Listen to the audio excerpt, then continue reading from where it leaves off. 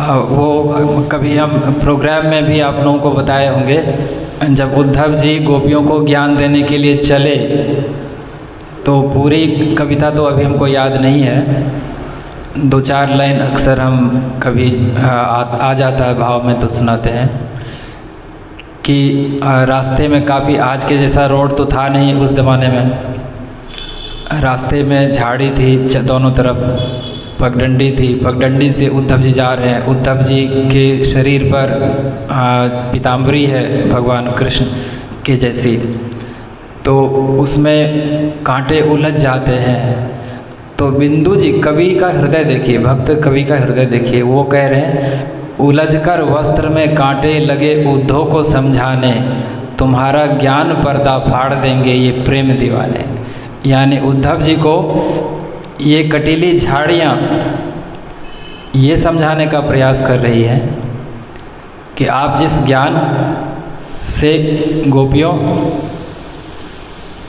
का मार्गदर्शन करने जा रहे हो, ये संभव नहीं है। आपके ज्ञान का जो पर्दा है, तुम्हारा ज्ञान पर्दा फाड़ देंगे ये प्रेम दीवाने। ये प्रेम दीवाने हैं, ये आपकी बात नहीं सुनेंगे। तो एक से एक मोहन मोहिनी पुस्तक है जिसमें उन्होंने भजन लिखा है, बड़ा सुंदर भजन लिखा है, लेकिन अभी बहुत रेयर है, चूँकि उनके हर एक भजन में भयानक बड़ा बड़ा मैसेज है। अब जैसे एक दिन एक गीत हमने गाया था, कौन सा गीत, हाँ, कन्हैया को एक रोज रोकर पुकारा, कन्हैया को एक रोज रोकर पुकारा, कहा उनसे जैसा हूँ अब हूँ तुम्हारा। वो बोले कि साधन किए तूने क्या है, कन्हैया ने पूछा कि तुमने कोई साधना की है जब तक किया। मैं बोला किसे तूने साधन से तारा, तो मैंने बोला उनको कि आपने साधन के बल पर किसको तारा, साधना के बल पे, आपने तो कृपा करके ही तारा है सबको। वो बोले परेशान हूँ तेरी बहस से, मैं बोला कि कह दो मैं जीता तुम्हारा। अगर आप मेरी बहस से परेशान हैं तो आप ये कह दीजिए कि तुम जीत गए, हम हार गए। तो जब भगवान कृष्ण बोलेंगे कि मैं हार गया और बिंदु तू जीत गया, तो हमारी विजय हो जाएगी, भगवान स्वीकार कर लेंगे अपनी हार, भक्त की जीत हो जाएगी, भगवान की हार हो जाएगी। और वो बोले नहीं कुछ, वे बोले, भाव इसका है कि संसार में आकर तूने कुछ नहीं किया। वे बोले नहीं कुछ किया तूने आकर, यानी संसार में आकर, जग में आकर तूने कुछ नहीं किया। तो मैं बोला कि अब भेजना मत दोबारा, कि अगर मैंने संसार में, आपने संसार में भेजा और हमने कुछ नहीं किया, यानी आपके टास्क को फॉलो नहीं किया, आपके कमांड को फॉलो नहीं किया, तो हमने गलती की, हम असफल रहे, हम फेल कर गए, तो आप हमको दोबारा संसार में मत भेजिए। जब आपका मकसद ही सॉल्व नहीं हुआ तो संसार में अब दोबारा मत भेजिए। वे बोले कि जरिया तेरा क्या है मुझ तक, यानी हम तक जो तुम आना चाहते हो तो कोई जरिया, कोई माध्यम। मैं बोला कि दृग बिंदु का है सहारा, यानी हमारी आँखों से जो आपके लिए आंसू बहते हैं वही एक जरिया है जिससे मैं आपको पाना चाहता हूँ। तो बिंदु जी का एक से एक बढ़कर भजन है, ये सब सुनने लायक है, गाने लायक है, याद करने लायक है।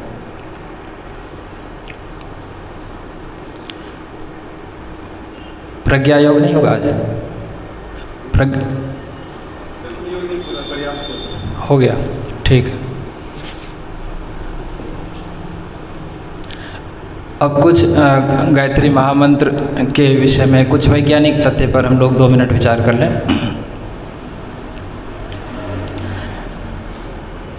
इस्कॉन के फाउंडर प्रभुपाद जी, हम लोग सब जानते हैं, उनका नाम हम लोगों ने सुना है। उनका एक स्पीच था लंदन में, इंग्लैंड का कैपिटल, और कितना सुंदर स्पीच था उनका, देखिए। वो कह रहे हैं, उस टाइम का ये आंकड़ा हम बता रहे हैं, उस टाइम का डेटा है ये। वो कह रहे हैं कि इंग्लैंड की आबादी कितनी है, 7 मिलियन, यानी 70 लाख, उस टाइम में 70 लाख। और इंग्लैंड की आबादी नहीं, लंदन की आबादी कितनी है? 7 मिलियन, 70 लाख। लंदन का पॉपुलेशन 7 मिलियन यानी 70 लाख उस टाइम की। और उनका एरिया कितना है? क्षेत्रफल 1500 स्क्वायर किलोमीटर, 1500 वर्ग किलोमीटर। 1500 वर्ग किलोमीटर यानी मोटा मोटी अगर आप 50 किलोमीटर लंबा मानते हैं तो नहीं, 50 किलोमीटर लंबा मानते हैं तो 30 किलोमीटर चौड़ा 1500 हो गया, 1500 वर्ग किलोमीटर। और उनमें दुनिया के बेस्ट इंजीनियर्स में से इंजीनियर्स है उनके पास, बेस्ट प्लानर्स, टाउन प्लानर्स में से उनके पास प्लानर्स है। बड़े अच्छे मैनेजमेंट स्कॉलर्स हैं। उनका कंट्रोल सिस्टम कितना सुंदर है। लगभग थाउजेंड्स ट्रैफिक पुलिस पर्सनल्स है और लगभग 5 लाख सर्विलेंस कैमरास लगा हुआ है लंदन में उस टाइम में। 5 लाख यानी 5 लाख सीसीटीवी कैमरा लगा हुआ है। कहाँ पर? स्ट्रीट्स में, लंदन के रोड पे, लंदन की गलियों में, रोड पे जो कनेक्टिंग रोड्स थे, स्ट्रीट्स थे। और एवरी मोमेंट उसकी मॉनिटरिंग हो रही है। इस तरह से मॉनिटरिंग हो रही है कि हर 14 व्यक्ति पे एक कैमरा लगा हुआ है। यानी रोड पर, यानी पूरी प्लानिंग है कि एक्सीडेंट फ्री प्लानिंग किया जाए कि रोड पर कोई एक्सीडेंट ना हो।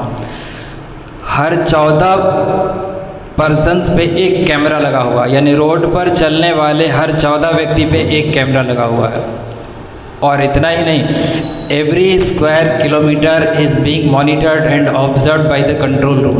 यानी हर स्क्वायर मीटर, यानी 1 मीटर लंबा 1 मीटर चौड़ा बराबर 1 स्क्वायर मीटर हुआ। Every square meter is being monitored by the expert team at any moment, means every moment. Even then, फिर भी some 6000 people lose their lives every year in street accidents in London। यानी फिर भी हर एक साल लगभग 6000 व्यक्ति का रोड एक्सीडेंट होता है, स्ट्रीट एक्सीडेंट होता है, और उसमें उनका डेथ होता है। और इससे कुछ ज़्यादा का ही इंजरीज होता होगा, इंजर्ड होते होंगे।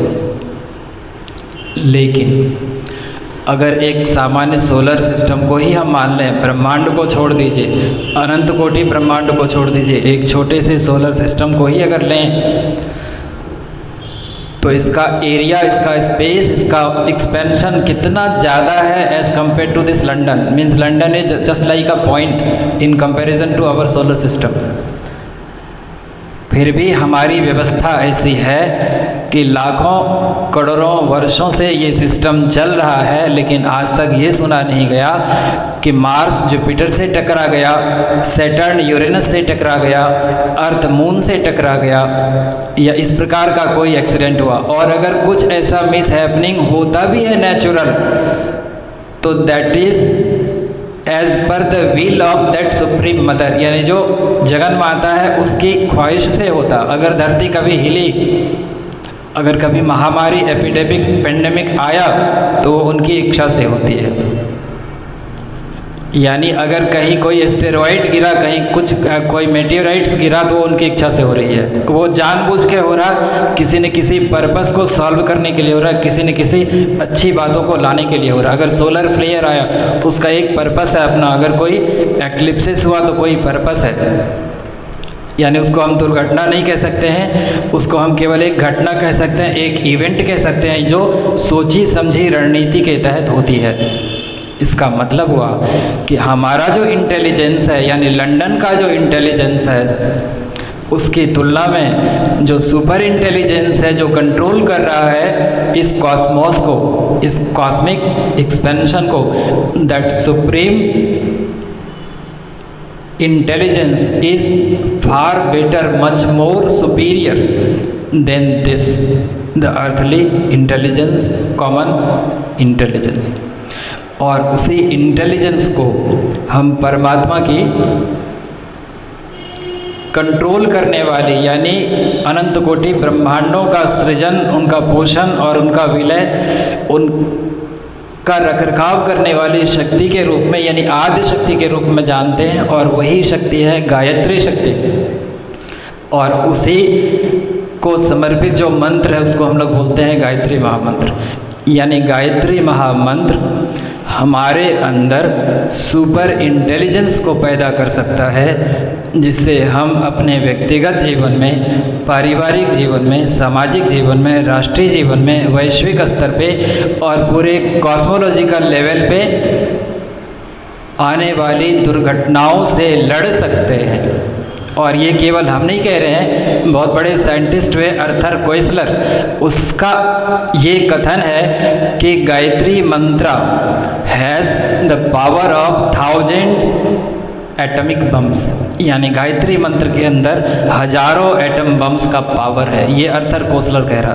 तो एटम बम तो केवल डिवास्टेशन करता है, विध्वंस करता है, लेकिन वही एटम बम के प्रोसेस को जब हम कंट्रोल कर लेते हैं न्यूक्लियर रिएक्टर में, तो हमारे लिए एनर्जी का एक अच्छा सोर्स बन जाता है। तो गायत्री महामंत्र भी उसी प्रकार की एक शक्ति है, जिसके माध्यम से हम अनिष्ट का निवारण कर सकते हैं और अविष्ट का संवर्धन कर सकते हैं। यानी हम सृजन कर सकते हैं, सात्विक सृजन कर सकते हैं, और जो अनुपयुक्त है, अनगढ़ है, उसका विध्वंस कर सकते हैं। ये दोनों ही शक्ति से समन्वित जो कोई सिंगल मंत्र है इस लोक में, आउट ऑफ 7 करोड़ मंत्र, उस मंत्र का नाम है गायत्री महामंत्र। यानी ये विज्ञान सम्मत है। यानी वैज्ञानिकों ने अगर किसी मंत्र पर सर्वाधिक रिसर्च किया है तो वो गायत्री महामंत्र है। इससे ज़्यादा किसी मंत्र पे वैज्ञानिकों के द्वारा रिसर्च आज से पहले नहीं हुआ था। और इसी आधार पर पूज्य गुरुदेव ने वैज्ञानिक अध्यात्मवाद की परिकल्पना की है। वैज्ञानिक अध्यात्मवाद के जो केंद्र में मंत्र है, तत्व है, वो जो विद्या है वो गायत्री महाविद्या है, वो गायत्री महामंत्र है, वो गायत्री की शक्ति। आज के आयोजन से संबंधित अगर कोई जिज्ञासा है तो करें, अन्यथा हम लोग शांति पाठ करें।